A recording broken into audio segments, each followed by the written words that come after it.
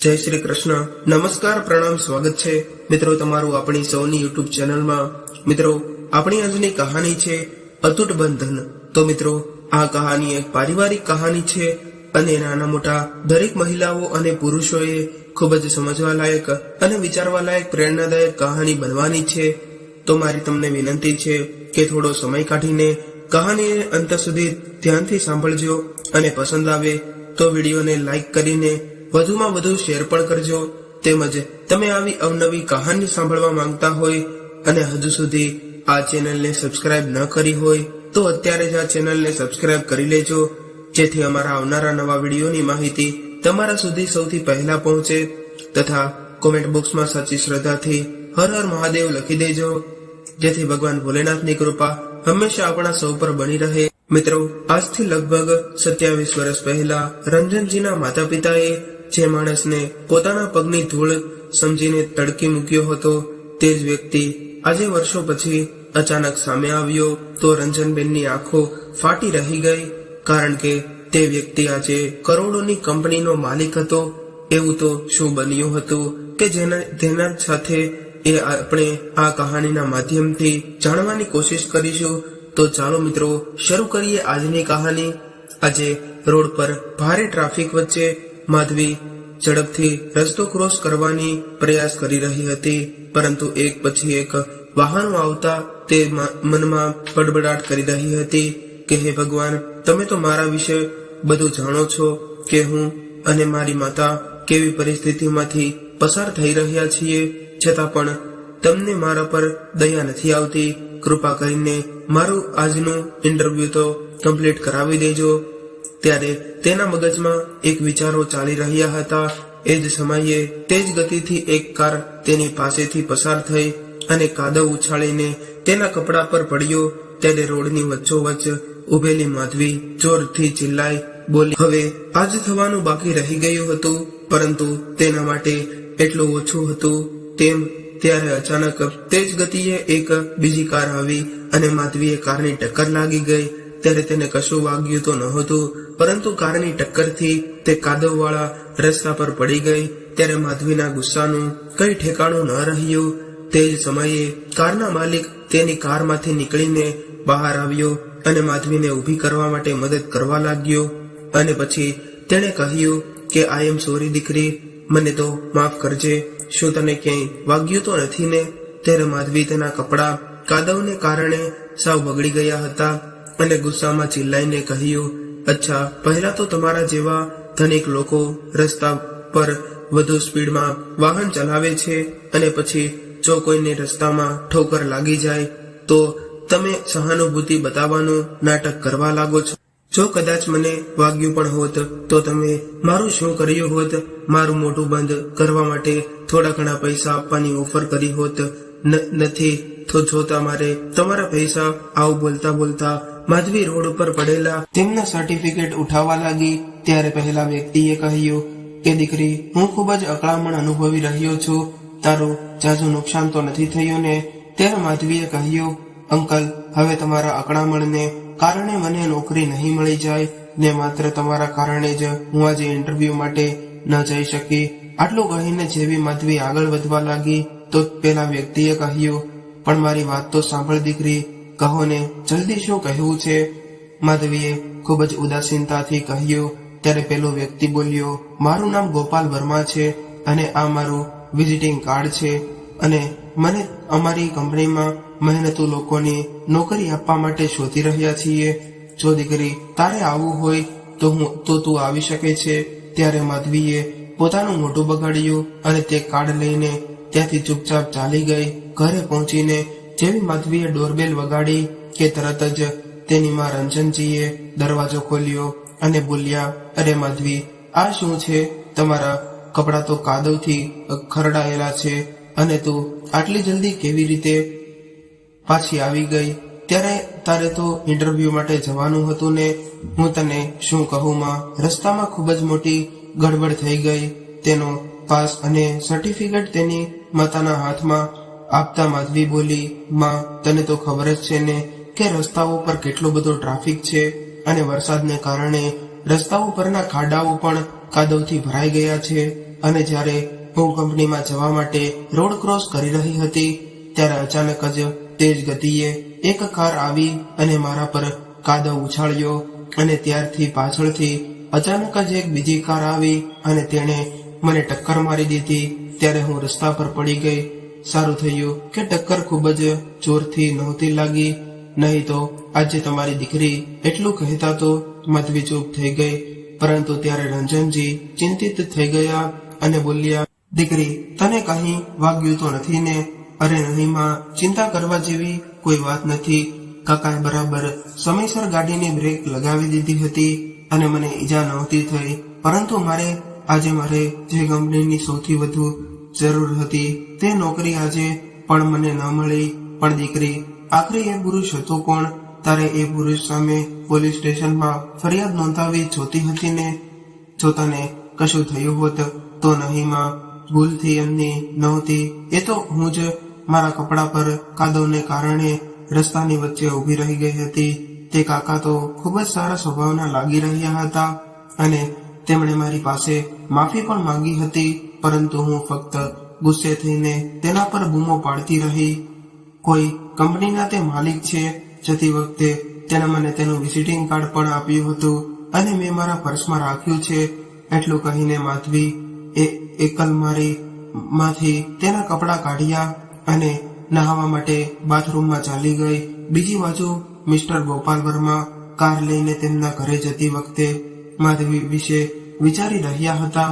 જ્યારે તે પોતાના ઘરે પહોંચ્યા ત્યારે તેની પત્ની ઘરના બગીચામાં છોડને પાણી પાઈ રહી હતી.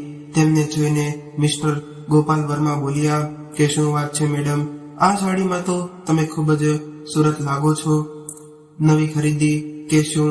ત્યારે મિસિસ ગીતા વર્માએ તેની તરફ જોયું અને ગુસ્સાભર્યા સ્વરમાં કહ્યું કે તમે હંમેશા મને ચીડવવા માટે કંઈ ને કંઈ બહાનું શોધી લ્યો છો. આ સાડી તો 5 વર્ષ જૂની છે. તમે જ મને કરવા ચોથ પર ભેટ આપી હતી. મને ખબર નથી કે તમારું ધ્યાન ક્યાં છે. હું તમારી સાથે એક મહત્વપૂર્ણ વાત કરવા માંગુ છું. આપણા દીકરા સુમિતે તેના સંબંધ વિશે આ કહી છે કે કોઈ છોકરી છે તારી નજરમાં? ત્યારે ગીતાજીએ કહ્યું કે છોકરી તો ઘણી છે, પરંતુ ખબર નહીં કે દીકરો સુમિત લગ્ન કરવાનું નામ સાંભળતા જ કેમ ગુસ્સે થવા લાગે છે. આજે જ સુમિતના મામાનો ફોન આવ્યો હતો અને એ કહી રહ્યા હતા કે તેમની નજરમાં એક છોકરી છે, તેમના પાડોશમાં જ રહે છે અને ખૂબ જ સારા પરિવારની છોકરી છે. આ સાંભળીને ગોપાલજી થોડા ઉત્સાહિત થઈ ગયા અને બોલ્યા, પછી આપણે શું રાહ જોઈ રહ્યા છીએ? આજે સાંજે જ્યારે સુમિત ઓફિસેથી ઘરે આવશે ત્યારે આપણે બધા એકવાર તારા ભાઈ ભાભીના ઘરે જઈએ. છોકરો અને છોકરી એકવાર મળી લેશે તો કોને ખબર સુમિતને આ છોકરી પસંદ આવી જાય. વાત તો સાચી કહી તમે. હું હમણાં જ તારા ભાઈને ફોન કરીને કહી દઈશ. આજે સાંજે ત્યાં જવાનો પ્રોગ્રામ નક્કી થઈ ગયો.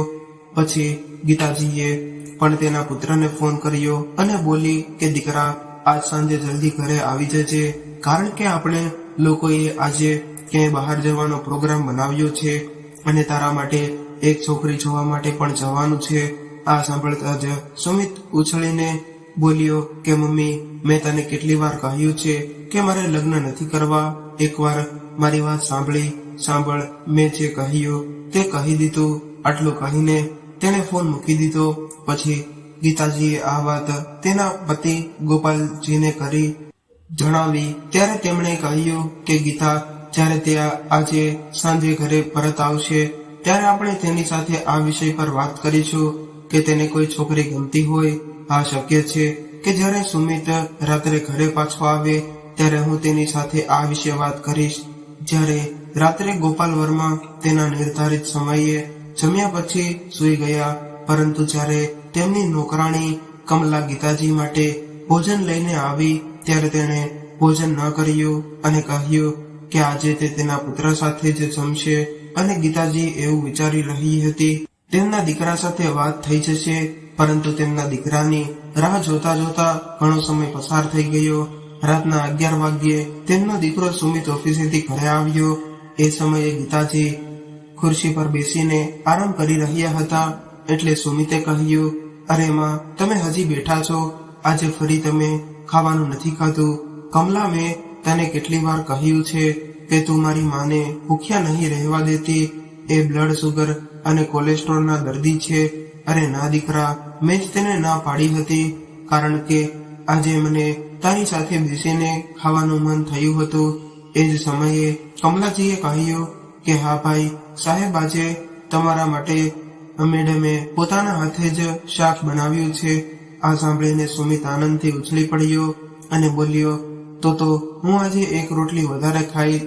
દાંત વધારે થઈ ચૂકી હતી અને એ માટે ગીતા વર્માએ તેના દીકરાને કંઈ ના કહેવાનું ઉચિત સમજ્યું. અને સુમિત સમયનો પાકો હતો.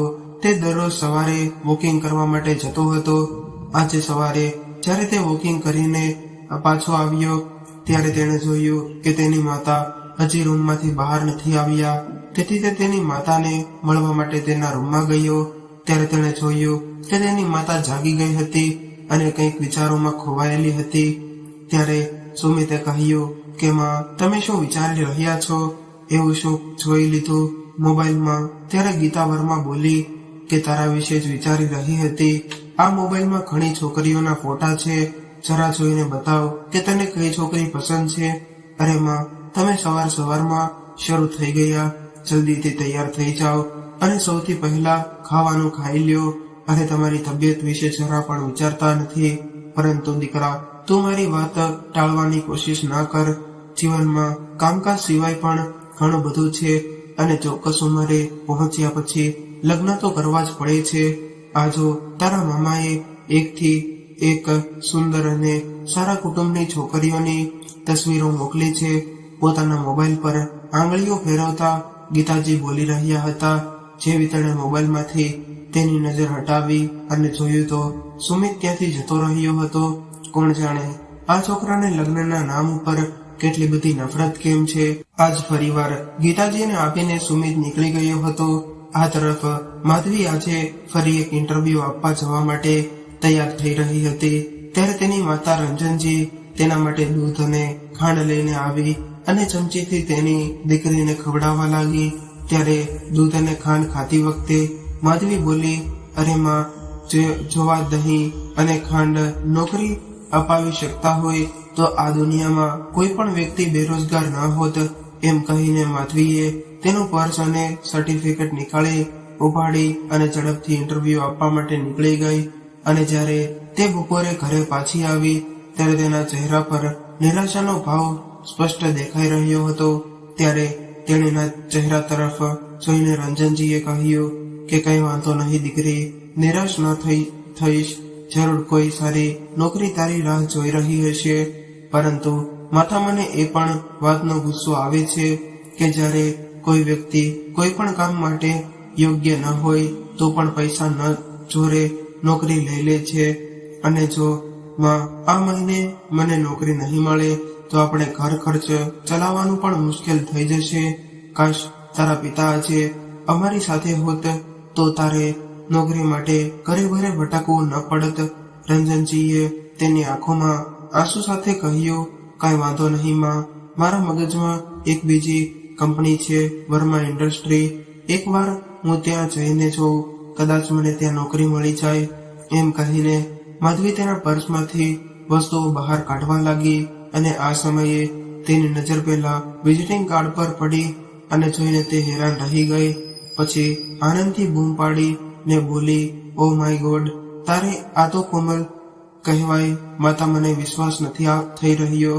ત્યારે તેની માતાએ કહ્યું, માધવી, તું વર્તન તો એવું કરી રહી હતી કે જાણે તને કોઈ ખજાનો મળી ગયો હોય. હવે કંઈ બનાવીશ કે પછી શું થયું છે? અરે માં, એવું જ કંઈક સમજી લો કે ખજાનો મળી ગયો છે. એ દિવસે જેમની ગાડી સાથે મારું એક્સિડન્ટ થયું હતું એ વર્મા ઇન્ડસ્ટ્રીના માલિક શ્રી ગોપાલ વર્મા છે. વર્મા ઇન્ડસ્ટ્રી એક જ કંપની છે જ્યાં હું આજે ઇન્ટરવ્યુ આપવા માટે જવાની વિચારી રહી હતી. હું પણ કેટલી પાગલ છું કે હું અહીંથી ત્યાં દર ભટકી રહી હતી અને તેણે તો મને સામેથી ઓફર આપી હતી. અને ત્યારે રંજનજી હેરાનીથી બોલ્યા, અરે દીકરી, આ તો ખૂબ જ સારી વાત છે.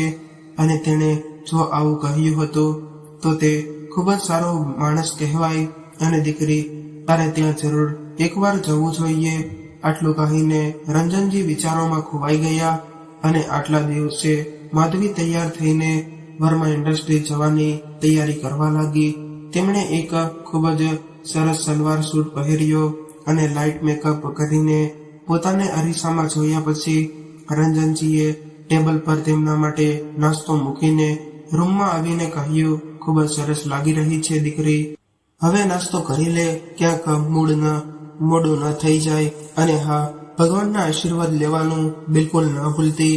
તો માધવી ભગવાનને માથું ટેકાવીને રૂમમાં જઈને તેની માતા પાસે આવીને કહ્યું, માતા, ભગવાનની સાથે મને તમારા પણ આશીર્વાદની જરૂર છે. તો રંજનજીએ તેના માથા પર હાથ મૂક્યો અને કહ્યું કે હે દીકરી, મારા આશીર્વાદ હંમેશા તારી સાથે છે, તું બસ તારો ખ્યાલ રાખજે. માધવીના ગયા પછી રંજનજીએ એક ઊંડો શ્વાસ લીધો અને ફરી પાછા ઊંડા વિચારોમાં પડી ગયા. અને 1 કલાકના સફર પછી જ્યારે માધવી વર્મા ઇન્ડસ્ટ્રી પહોંચી તો તેની ઓફિસને જોઈને માધવી હેરાન રહી ગઈ. અને ત્યારે તેને આશ્ચર્ય થયું કે તેને આટલી મોટી કંપનીમાં નોકરી મળશે કે નહીં. એવું વિચારીને માધવી ગેટની અંદર ગઈ ત્યારે સિક્યુરિટી ગાર્ડનું નામ અને આવવાનું કારણ એને રજિસ્ટરમાં લખવા માટે કહ્યું. એ બધી ઔપચારિકતાઓ પૂરી કરીને જ્યારે માધવી અંદર ગઈ ત્યાં ઓફિસના તમામ કર્મચારીઓ સંપૂર્ણ રીતે કાર્યક્ષમતાની કામ કરી રહ્યા હતા. તે જોઈને તે આશ્ચર્યચકિત થઈ. પછી થોડી અચાનક અચકાઈ અને તેને રિસેપ્શનને પૂછ્યું કે શું તમે મને બતાવી શકો છો કે મિસ્ટર ગોપાલ વર્માની કેબિન ક્યાં છે? તો એ કર્મચારી બોલ્યો કે બિલકુલ, પરંતુ શું તમે તેમને મળવાની અપોઇન્ટમેન્ટ લીધી છે? ત્યારે માધવી બોલી કે નહીં, પરંતુ તેમણે મને તેનું વિઝિટિંગ કાર્ડ આપ્યું હતું અને મને અહીં આવવા માટે કહ્યું હતું. ઠીક છે, એટલું કહીને તેમણે મિસ્ટર ગોપાલ વર્માની કેબિનનો રસ્તો બતાવી દીધો. પરંતુ ત્યાં જતી વખતે માધવી કયા રસ્તે જવાનું છે તે ભૂલી ગઈ અને જ્યાં સુમિત વર્માની કેબિન હતી ત્યાં જઈને તેને પૂછ્યું. તો ત્યારે એક કર્મચારીએ તેને કહ્યું કે મિસ્ટર ગોપાલ વર્મા તો હમણાં જ નીકળ્યા છે, હવે કૃપા કરીને તમે કાલે આવીને તેમને મળી લેશો. ત્યારે માધવીએ કહ્યું કે જુઓ સાહેબ, હું ખૂબ જ દૂરથી આવી છું, જો શક્ય હોય તો આજે જ મને તેમની સાથે મુલાકાત કરાવો. મેડમ, જો તમારે આજે જ તેમને મળવું હોય તો તમારે ઓછામાં ઓછા 4-5 કલાક રાહ જોવી પડશે. ત્યારે માધવીએ કહ્યું કે ઠીક છે, હું ત્યાં આવશે ત્યાં સુધી તેમની રાહ જોઈ લઈશ. એટલું કહીને તે કેબિનની બહાર મુશ્કેલીથી ખુરશી પર બેસીને રાહ જોવા લાગી.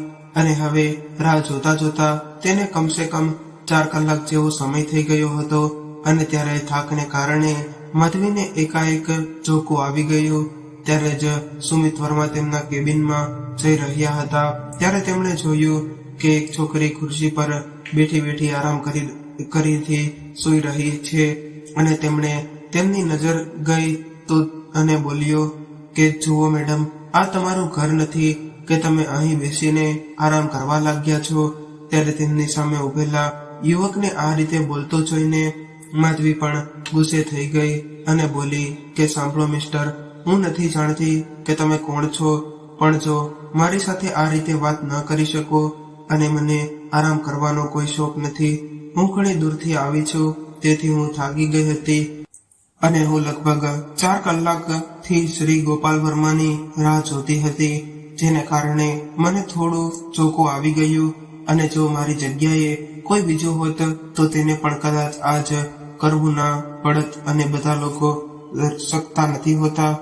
એમ કહીને સુમિત વર્માની કેબિનમાં ચાલ્યો ગયો અને થોડીવાર પછી માધવીને મિસ્ટર વર્માની કેબિનમાં જવાનું કહેવામાં આવ્યું. પરંતુ જ્યારે માધવી કેબિનમાં ગઈ તો તેની સામેની ખુરશી પર એ જ યુવક બેઠો હતો જેણે તેને થોડીવાર પહેલા આટલી કડકાઈથી ઠપકો આપ્યો હતો અને ખરી ખોટી સંભળાવીને ગયો હતો. ત્યારે માધવી તેને જોઈને વિચારમાં પડી ગઈ કે ખરેખર આજ મિસ્ટર વર્મા છે જેમણે તે મળી હતી. ત્યાં તે ખોટી જગ્યાએ તો નથી આવી ગઈ ને. ત્યારે સુમિત વર્માએ કહ્યું કે જી કહો, તમે શું કહેવા માંગો છો? ત્યારે માધવીએ પેલું વિઝિટિંગ કાર્ડ બતાવીને કહ્યું કે આ કાર્ડ મને મિસ્ટર વર્માએ આપ્યું હતું અને તેમણે મને અહીંયા આવવા માટે કહ્યું હતું. મારે પણ નોકરીની તલાશ હતી, તે માટે હું અહીંયા આવી હતી. ત્યારે માધવીની વાત સાંભળીને સુમિત વર્મા અચાનક હસવા લાગ્યો અને બોલ્યો કે તમને એવું લાગી રહ્યું હોય તો કે અહીંયા કોઈને પણ નોકરી મળી શકે છે, તો એ તમારી એક મોટી ગેરસમજ છે. કૃપા કરીને મને તમારો બાયોડેટા આપો. જો તમારે તમારી જરૂરત હશે તો તમને કંપની દ્વારા ફોન આવશે અને તમારી જાણકારી માટે બતાવી દઉં કે મિસ્ટર ગોપાલ વર્મા, જેમની તમે 4 કલાકથી રાહ જોઈ રહ્યા હતા, તે શ્રી ગોપાલ વર્માની કેબિન અહીં નથી. અત્યાર સુધી તેઓ તેમની કેબિનમાં જ બેઠા હતા, પરંતુ હવે તો તે ચાલ્યા ગયા છે.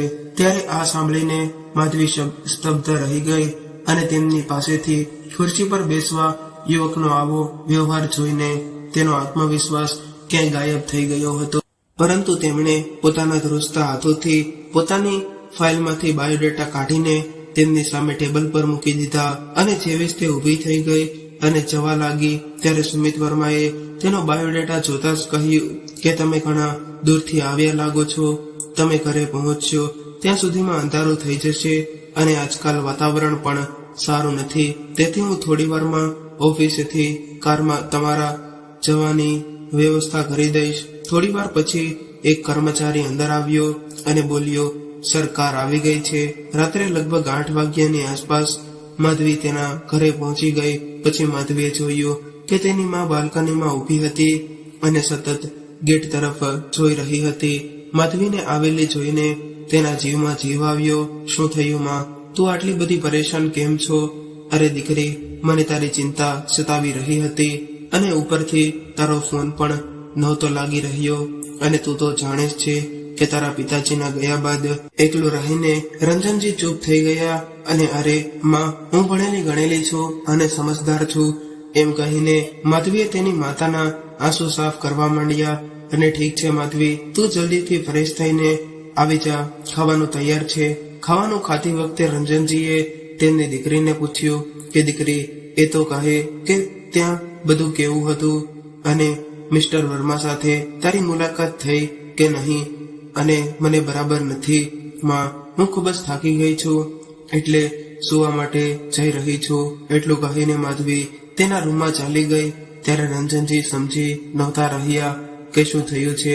બીજી બાજુ માધવીએ સમજાવવાની કોશિશ કરી હતી કે આખરે આ સુમિત વર્મા કેવું વ્યક્તિ છે. પહેલા તો તેણે મારી સાથે આટલું ખરાબ વર્તન કર્યું અને ત્યારબાદ મારો એટલો ખ્યાલ રાખીને અને તેમની ઓફિસની કારમાં ઘરે મૂકી ગયો અને અહીં ઘરે પહોંચીને સુમિત વર્મા પણ માધવી વિશે વિચારી રહ્યો હતો કે આ સમયે તેમના ચહેરા પર સ્મિત આવી ગયું અને એ સમયે મિસ્ટર ગોપાલ વર્મા તેમના રૂમમાં આવ્યા અને કહ્યું, અરે વાહ, આજે તો અમારા દીકરાના ચહેરા પર સ્મિત આવી ગયું. શું વાત છે? અરે પપ્પા, એવું કશું નથી. આજે ઓફિસમાં એક છોકરી આવીને તમારું વિઝિટિંગ કાર્ડ બતાવી રહી હતી અને એ કહેતી હતી કે તમે એને ઓફિસ આવવાનું કહ્યું હતું. ત્યારે ગોપાલ વર્મા વિચારમાં પડી ગયા કે એવી કોણ છોકરી હતી. મેં વિઝિટિંગ કાર્ડ આપ્યું હતું. ઘણો સમય વિચાર કરીને તેમણે સુમિતને પૂછ્યું કે જોવામાં કેવી લાગી રહી હતી દીકરા? ત્યારે સુમિતે કહ્યું કે અન્ય છોકરીઓની જેમ તેણે સલવાર સૂટ પહેરેલું હતું અને મને યાદ આવ્યું કે એક દિવસ મેં કહ્યું હતું ને કે મારી કારની સામે એક છોકરી આવી ગઈ હતી અને તે માંડ બચી હતી. મને લાગે છે કે આ તે જ છોકરી છે, પરંતુ એ એક ખૂબ જ નમ્ર છોકરી હતી અને તે ક્યાંય ઇન્ટરવ્યુ આપવા જઈ રહી હતી અને તે મારી કાર સામે અથડાઈ ગઈ હતી. ત્યારે જો તેની જગ્યાએ બીજું કોઈ હોત તો તે મને પૈસા આપવાની ધમકી આપી શકી હોત, પરંતુ તેણે એવું કંઈ ન કહ્યું. અને અરે સુમિત, આજે તે આપણી કંપનીમાં આવી હતી તો તે મને કશું કહ્યું નહીં અને હું ખૂબ જ મોટી અપેક્ષા સાથે આવી હશે તે ગોપાલજીએ પૂછ્યું. તો સુમિત બોલ્યો કે અરે પપ્પા, મને તો એક છોકરી ખૂબ જ મૂર્ખ લાગી હતી. એ 4 કલાક સુધી મારી કેબિનની બહાર બેસીને તમારી રાહ જોઈ રહી હતી. એકવાર પણ એણે કોઈને પૂછ્યું નહીં કે એ એની કેબિન છે. અને તે પછી જ્યારે એ અંદર આવી ત્યારે મારી સાથે વાત કરતી વખતે પણ તેમનો અવાજ અને હાથ કાપતા હતા. ના દીકરા, તે છોકરી મૂર્ખ નથી. ક્યારેક સંજોગો એવા બની જાય છે કે તે વ્યક્તિને મૂર્ખ બનાવી દે છે. આ સાંભળીને સુમિત વિચારમાં પડી ગયો અને બીજા દિવસે જ્યારે તે ઓફિસે પહોંચ્યો ત્યારે તેના પિતાના એ શબ્દો હજુ પણ તેના કાનમાં ગુંજી રહ્યા હતા કે ક્યારે સંજોગો એવા બની જાય છે કે તે વ્યક્તિને મૂર્ખ બનાવી દે છે.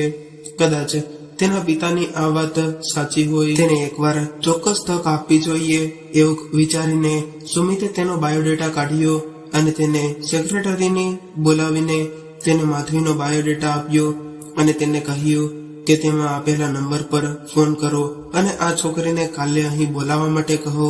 આ બાજુ જેવો માધવીના ફોનમાં ફોન આવ્યો તો તેને બીજા દિવસે ઓફિસે બોલાવવામાં આવી છે. ત્યારે માધવીને તેના કાન પર વિશ્વાસ નહોતો આવી રહ્યો અને તે ઉત્સાહિત થઈ ગઈ અને તે રસોડામાં રસોઈ બનાવતી રહેલી તેની માતા પાસે ગઈ અને તેને ગળે લગાવી ગઈ અને બોલી કે માં, એક ખૂબ જ મોટી ખુશખબરી છે. તમને વિશ્વાસ નહીં થાય.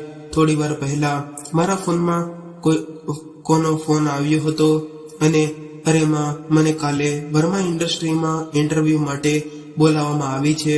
આ તો ખૂબ જ ખુશીની વાત છે.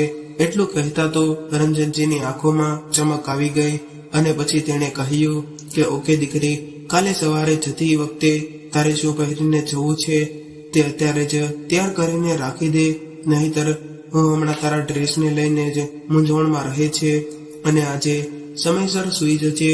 અને આજે તે ઇન્ટરવ્યુની ચિંતામાં સવારે વહેલા ઉઠી ગઈ અને પછી તે જ વાત જે હંમેશા બનતું હતું તે ફરીથી તેના ડ્રેસને લઈને મૂંઝવણમાં આવી ગઈ. પછી તેણે સુંદર ટોપ સાથે જીન્સ કાઢ્યો અને ઓફિસ ગર્લની જેમ તૈયાર થઈ. પછી તેની માતા રંજનજી રૂમમાં આવ્યા અને કહ્યું કે આજે તો તું ખૂબ જ સુંદર લાગી રહી છો.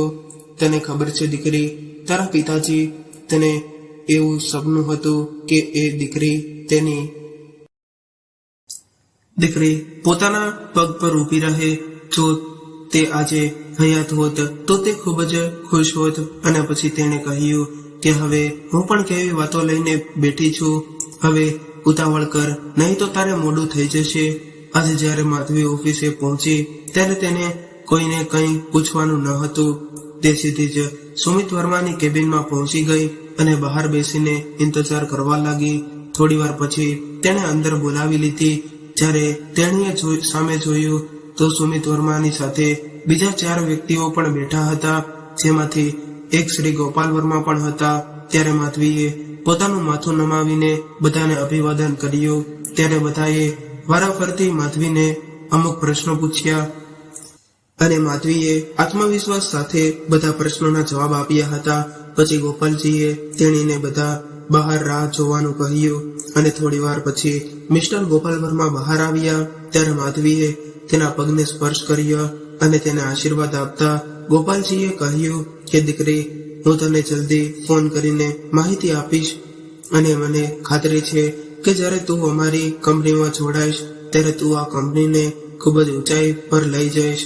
ત્યારે ધન્યવાદ કહીને માધવી બહાર જવા લાગી. ત્યારે ગોપાલજીએ તેના એક ડ્રાઈવરને બોલાવ્યો અને માધવીને તેના ઘરે મૂકવા માટે કહ્યું. આ બાજુ મિસ્ટર સુમિત વર્મા આજ માધવીના આત્મવિશ્વાસથી ખૂબ જ પ્રભાવિત થઈ ચૂક્યો હતો.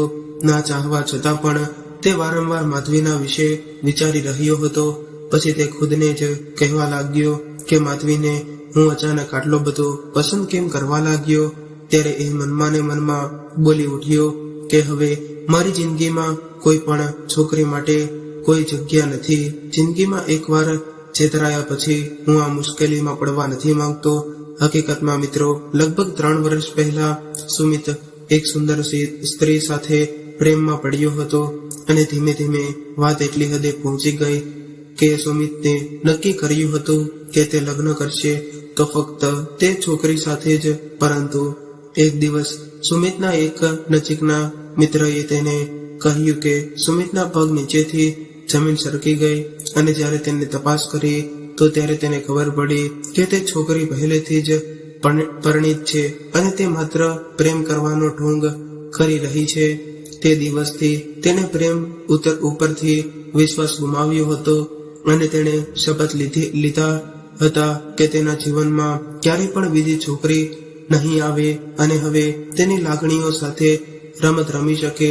પરંતુ આજે ના જાણે કેમ તેને ફરીથી પ્રેમનો અનુભવ થવા લાગ્યો હતો. અને આજે જ્યારે સુમિત વર્મા તેની મોર્નિંગ વોક કરીને ઘરે પરત ફર્યો ત્યારે શ્રી ગોપાલ વર્મા તેની રાહ જોઈ રહ્યા હતા. તેને જોઈને તે ગોપાલ વર્માએ વિચાર્યું કે બેટા, ક્યારે સુમિત વર્માએ કહ્યું કે શેના માટે પિતાજી? તારી પર્સનલ સેક્રેટરી માટે કે જે ચાલે ઇન્ટરવ્યુ લેવા લીધો હતો, હું તેમની વાત કરી રહ્યો છું. ત્યારે તે પોતાના જીવનના ભૂતકાળના અનુભવોને ધ્યાનમાં રાખીને માધવીથી દૂર રહેવા માંગતો હતો. તેથી તેણે કહ્યું કે મને લાગે છે કે અગાઉની પર્સનલ સેક્રેટરીને ઠીક છે, પરંતુ દીકરા, મને આ પોસ્ટ માટે માધવી વધારે પરફેક્ટ લાગી અને હું આ તેની લાયકાતના આધારે કહી રહ્યો છું, કારણ કે તે છોકરી બાકીની છોકરીઓ કરતા ઘણી અલગ છે અને વધુ પ્રતિભાશાળી પણ છે. અને ઠીક છે પપ્પા, મારી ઓફિસમાં બધાને પૂછ્યા પછી હું તમને કહીશ. જ્યારે સુમિત ઓફિસે પહોંચ્યો ત્યારે તેણે બધાનો અભિપ્રાય પૂછ્યો. પછી બધાએ માધવીનું નામ લીધું. હવે સુમિતે તેને પસંદ કર્યા સિવાય બીજો કોઈ વિકલ્પ ન હતો. તેથી તેણે તેના પિતાને ફોન કર્યો અને તેના નિર્ણય વિશે જણાવ્યું. આજે લગભગ સવારના 10:30 વાગ્યા હતા ત્યારે માધવીનો મોબાઈલ રણકી ઉઠ્યો, પરંતુ તે હજુ સૂઈ રહી હતી, કારણ કે આખી રાત ઓફિસ વિશે વિચારી રહી હતી. એટલે ત્યારે રંજનજીએ કહ્યું કે માધવી, તારા મોબાઈલમાં રિંગ વાગી રહી છે અને તું કોઈ ચિંતા કર્યા વગર શાંતિથી સૂઈ રહી છે. પણ ત્યારે તે ગાઢ નિંદ્રામાં હતી. તેથી આખરે રંજનજીએ ફોનનો જવાબ આપતો પડ્યો અને જ્યારે રંજનજીએ ફોન ઉપાડ્યો તો બીજી બાજુથી ગોપાલ વર્માનો અવાજ આવ્યો. હું વર્મા ઇન્ડસ્ટ્રીથી ગોપાલ વર્મા બોલું છું. નમસ્તે સર, હું માધવીની માતા છું. નમસ્તે, હું માધવી સાથે વાત કરવા માંગુ છું. હા, હું તેને હમણાં જ બોલાવી લાવું. એટલું કહીને રંજનજી માધવીના રૂમમાં ગયા અને માધવીના મોં પર થોડું પાણી રેડી દીધું અને જેને કારણે તે ઉઠી ગઈ. મિસ્ટર ગોપાલ વર્માનો ફોન છે અને રંજનજીએ કહ્યું. ત્યારે માધવીએ તેની માતા પાસેથી ફોન લઈને બોલી, હેલો, ગુડ મોર્નિંગ, હું માધવી બોલું છું. હા દીકરી, મેં તને એ જણાવવા માટે ફોન કર્યો છે કે તું આવતીકાલથી જ અમારી કંપનીમાં જોડાઈ શકે છે. ઓકે સર, હું કાલે પહોંચી જઈશ. આટલું કહીને માધવીએ ફોન કટ કરી દીધો અને ગોપાલ વર્મા સાથે વાત કર્યા પછી રંજનજી થોડા ચિંતિત થઈ ગયા, કારણ કે એ અવાજ તેમને ખૂબ જ પરિચિત લાગતો હતો. ત્યારે માધવીએ કહ્યું કે માં, હવે તમે બધી ચિંતા છોડીને આરામ કરો, કારણ કે હવે તમારી દીકરીને નોકરી મળી ગઈ છે. ત્યારે રંજનજીએ કહ્યું કે તે તો ખૂબ બહુ જ સારી વાત છે દીકરી. તારા પિતાજીના અવસાન પછી હું કોઈક રીતે આ ઘરનો ખર્ચ સિલાઈ કરીને ચલાવતી હતી, પણ હવે નબળી આંખોને કારણે હું એ પણ કરી શકતી નથી. અને ભગવાનનો આભાર છે કે તને નોકરી મળી ગઈ. હવે અમારી બધી તકલીફો દૂર થઈ જશે. માતા, મને શ્રી સુમિત વર્માની પર્સનલ સેક્રેટરીની નોકરી તો મળી ગઈ છે, પરંતુ તેમની વર્તણૂક મને ખૂબ જ વિચિત્ર લાગે છે. એ મને ઘમંડી માણસ લાગી રહ્યો છે. ત્યારે રંજનજીએ કહ્યું, જો દીકરી, આપણે એક અથવા બે મુલાકાતમાં કોઈના વિશે આવી રીતે કોઈ ધારણા ન કરી શકાય. તું થોડા દિવસ એમની સાથે કામ કરીશ ત્યારે તું એને લોકોને જાણી અને તું એ લોકોને ઓળખી શકીશ અને સમજી શકીશ. કોઈની સાથે કામ કરવામાં અને બેસવામાં થોડો સમય લાગે છે, પરંતુ મને ખાતરી છે કે તું થોડા સમયની અંદર બધું સંભાળી લઈશ. ત્યારે માધવી તેની માતાના ખોળામાં માથું રાખીને આરામથી સૂઈ ગઈ. પરંતુ રંજનજી હજુ શ્રી ગોપાલ વર્મા વિશે જ વિચારી રહ્યા હતા. તે અવાજ તેમને પરિચિત લાગતો હતો. પછી બેસીને તેમણે અચાનક કહ્યું, ના, એ ગોપાલ ના હોઈ શકે કે તે કોઈ એક મધ્યમ વર્ગીય પરિવારનો ગોપાલ છે અને આ તો વર્મા ઇન્ડસ્ટ્રીના માલિક શ્રી ગોપાલ વર્મા છે. એવું વિચારતા વિચારતા રંજનજી પોતાની અતીતની યાદોમાં ખોવાઈ ગયા. એક સમય હતો જ્યારે તે કોલેજમાં ભણતી હતી. ત્યારે એ જ કોલેજમાં એક મધ્યમ વર્ગીય પરિવારનો સામાન્ય માણસ ગોપાલ પણ ભણવા માટે આવ્યો હતો. તે જોવામાં ખૂબ જ શાંત સ્વભાવનો હતો. ત્યારે રંજન પણ ખૂબ જ શાંત સ્વભાવની હતી અને ધીમે ધીમે રંજન તેના તરફ આકર્ષાતી થઈ ગઈ અને તે પણ રંજનની સુંદરતા અને સાદગીથી પ્રભાવિત થઈ ગયો અને હવે તો તે બંને એક બીજાને ખૂબ જ પસંદ કરવા લાગ્યા હતા. પરંતુ જ્યારે રંજનના પરિવારનો જનોએ આ વાતની જાણ થઈ ત્યારે તેણે તેની દીકરીના જીવન વિશે એવો નિર્ણય લીધો કે જેનાથી રંજનને કલ્પના પણ નહોતી કરી શકાય. ફક્ત 10 દિવસની અંદર જ રંજનના લગ્ન એક બીજા છોકરા સૂરજ સાથે કરી દીધા. આમ તો સૂરજ એક સારા પરિવારનો છોકરો હતો, પરંતુ તેને દારૂ પીવાની અને જુગાર રમવાની ખૂબ જ ખરાબ આદત હતી. જ્યારે રંજને આ વાતની ખબર પડી ત્યાં સુધીમાં તો તે એક દીકરીની માતા બની ગઈ હતી. હવે ધીમે ધીમે સૂરજ જુગારમાં અને દારૂના નશામાં બધું જ ગુમાવી બેઠો અને 10 વર્ષ પછી દારૂના નશામાં એક રોડ પર એક્સિડન્ટમાં તેનું મૃત્યુ થઈ ગયું. ત્યારે રંજનજીના તમામ સપના ઉજળી ગયા. ત્યારે સાસરી વાળાએ પણ તેમની કોઈ પણ મદદ ન કરી અને જ્યારે તેમના ભાઈએ તેને પૈસાની મદદ કરવા માટે કહ્યું તો તેની ભાભીએ તેને રોકી દીધો. ત્યારે રંજનજી પૂરી રીતે તૂટી ચૂકી હતી, પરંતુ પછી તેણે હિંમત ભેગી કરી અને પોતાની પુત્રીની ખાતર પોતાની જાતને કાબુમાં રાખી અને પછી શક્ય તેટલી મહેનત કરીને તે જેમ તેમ કરીને પોતાની જિંદગીની ગાડીને પાટા પર લઈ આવી. ત્યારે એ વિચારોમાં રંજનની આંખોમાં આંસુ આવી ગયા. જ્યારે માધવી સૂઈને ઉઠી તો એ પોતાની માનું કબાટ ખોલીને તેમાંથી કપડાં ગોતવા લાગી. ત્યારે રંજનજીએ તેને કહ્યું કે શું થયું દીકરી, કબાટમાં શું શોધી રહી છે? અરે માં, હું વિચારી રહી છું કે કાલે મારો ઓફિસમાં પહેલો દિવસ છે તો હું સાડી પહેરીને જાઉં. આ સાંભળીને રંજનજીએ આશ્ચર્ય સાથે કહ્યું, શું તને સાડી કઈ રીતે પહેરવી તે પણ આવડે છે અને પહેરી પણ લઈશ તો સાંભળીશ કેવી રીતે, સંભાળીશ કેવી રીતે?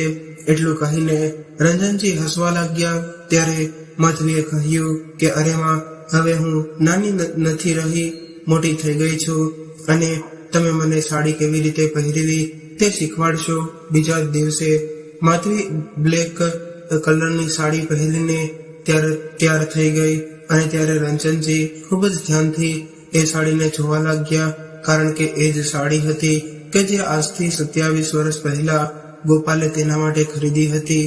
ત્યારે જ બહારથી ગાડીનો હોર્ન સંભળાયો અને ઓફિસની ગાડી માધવીને લેવા માટે આવી ગઈ હતી. ઓફિસના સમયથી 25 મિનિટ પહેલા જ માધવી ઓફિસ પહોંચી ગઈ હતી અને ત્યારે સુમિત વર્માની જૂની પર્સનલ સેક્રેટરીએ તેને તમામ કામ સમજાવતા એવું કહ્યું કે મિસ્ટર સુમિત વર્મા કામમાં લાપરવાહી બિલકુલ ચલાવશે નહીં. હવે 10 વાગ્યે સુમિત વર્માએ તેને પોતાની કેબિનમાં બોલાવી અને જેવી માધવી અંદર ગઈ તો સુમિત વર્મા તેની સામે જોઈ જ રહ્યા. બ્લેક સાડીમાં તે ખૂબ જ સુંદર લાગી રહી હતી, જેને જોઈને કોઈ પણ સામાન્ય વ્યક્તિ પણ મંત્રમુગ્ધ થઈ જાય. ત્યારે તો તેને ભૂલી પણ ગયો હતો કે તેણે માધવીને કોઈ કામ માટે બોલાવી છે. થોડી વાર માટે ઓફિસમાં એકદમ શાંતિ છવાઈ ગઈ. ત્યારે એ શાંતિને છોડવા માટે માધવી બોલી, સર, તમે મને બોલાવી? ત્યારે જ સુમિત વર્મા ચસકી ગયો અને બોલ્યો કે તમે બધું જ કામ બરાબર સમજી લીધું છે ને? અને જો કંઈ સમજાયું ન હોય તો પૂછી લેજો, પરંતુ કામમાં કોઈ પણ ભૂલ ન થવી જોઈએ. ઓકે સાહેબ. એટલું કહીને માધવી તેના કામમાં લાગી ગઈ.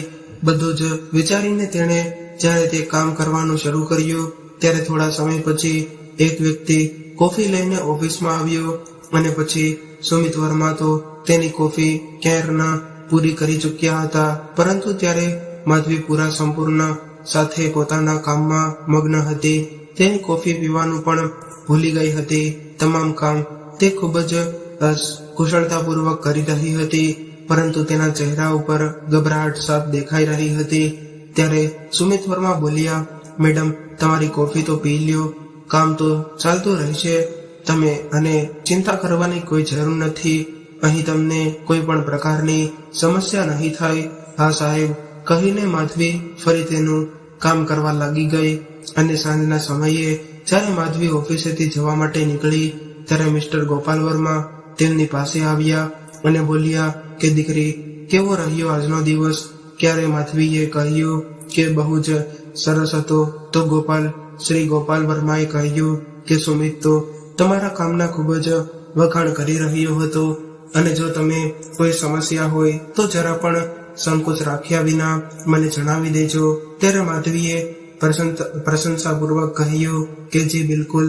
હવે તેના દિવસો આમ જ પસાર થતા રહ્યા અને દરેક દિવસ સાથે સુમિત વર્મા તેનાથી વધુ ને વધુ પ્રભાવિત થઈ ગયો. માધવીની શાલીનતા, નમ્રતા અને સરળ સ્વભાવ તેને પોતાની તરફ આકર્ષિત કરી રહ્યો હતો. ત્યારે તે સમજી ગયો હતો કે માધવી બીજી છોકરીઓ કરતા ખૂબ જ અલગ છોકરી છે. આજે માધવીને તે ઓફિસમાં કામ કરતા 1 મહિનો થઈ ગયો હતો. એક દિવસ માધવી જ્યારે પોતાનું કામ પતાવીને તે ફાઇલ લઈને સુમિત વર્માને કામ પતાવીને ફાઇલ લઈને તે સુમિત વર્માની કેબિનમાં પહોંચી ત્યારે સુમિત વર્માએ તેના દિલની વાત તેને કહી દીધી. માધવી, હું તારી સાથે લગ્ન કરવા માંગુ છું. માધવી, હું તારી સાથે લગ્ન કરવા માંગુ છું. જ્યારે સુમિત વર્માએ આ વાત કરી તો માધવી ચોંકી ગઈ અને કોઈ પણ જવાબ દીધા વગર ઊભી થઈને ત્યાંથી નીકળી ગઈ. ત્યારે માધવીની આવી પ્રતિક્રિયા જોઈને સુમિત ચિંતિત થઈ ગયો અને વિચારવા લાગ્યો કે તેણે માધવીની લાગણી દુભાવી છે. હવે તો તેનું પણ કોઈ કામમાં મન લાગી રહ્યું ન હતું. તેથી તે થોડા સમય પછી જ્યારે ઓફિસથી તેના ઘરે ગયો ત્યારે ગીતાજી તેમને ખૂબ જોઈને ચિંતિત થવા લાગ્યા.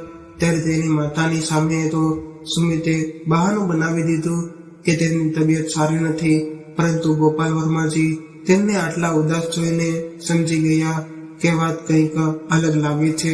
આ બાજુ માધવી પણ પોતાના ઘરે જઈને તબિયત ખરાબ હોવાનું બહાનું બનાવીને સૂઈ ગઈ. ત્યારે રંજનજીને માધવીનું આવું વર્તન કંઈક વિચિત્ર લાગ્યું કે કંઈ પણ બોલતી ન હતી. અને જ્યારે રંજનજી જમવાનું લઈ આવ્યા ત્યારે તેણે ખાવાની પણ ના પાડી દીધી. ત્યારે રંજનજી એ ખૂબ જ પૂછતા કે માધવીએ તેમની માતાને બધું કહ્યું કે કેવી રીતે સુમિત વર્માએ તેની સામે લગ્નનો પ્રસ્તાવ મૂક્યો અને તે કંઈ પણ બોલ્યા વગર ત્યાંથી ચાલી ગઈ. ત્યારે રંજનજીએ કહ્યું કે તે બિલકુલ બરાબર કર્યું.